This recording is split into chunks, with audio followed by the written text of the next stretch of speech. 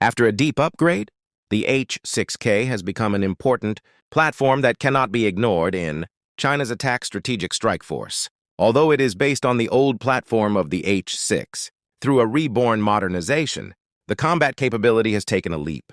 The core upgrade and combat strength of the H-6K are improved. First, the power system is fully replaced. The H-6K is replaced with a Russian 30 kp 2-turbofan engine or a domestic improvement. Compared with the turbojet engine of the old H-6, the fuel consumption is reduced by about 30%, the range is increased by about 30%, and the combat radius is greatly increased to about 3,500 kilometers. This makes the H-6K have a true strategic strike capability. With aerial refueling, the strike range can cover the second guide chain.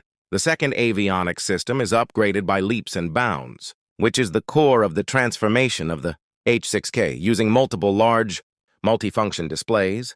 The information integration degree is greatly improved. The new fire control radar has the ability to accurately strike the ground and the sea, and adds an electronic station system to enhance the survival ability of the battlefield.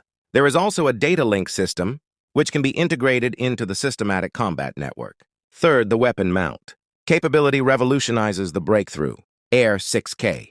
The greatest deterrent is its long-range, precision strike capability. 6 external points can be attached to 6 KD-2 Type 2 air-launched cruise missiles with a range of 1,500–2,000 kilometers or air-to-ground. Missiles such as KD-6, 3, built-in magazine optimization, can carry conventional bombs or special weapons. Adopting out-of-area launch tactics, cruise missiles can be launched outside the enemy's air defense circle, greatly improving survivability.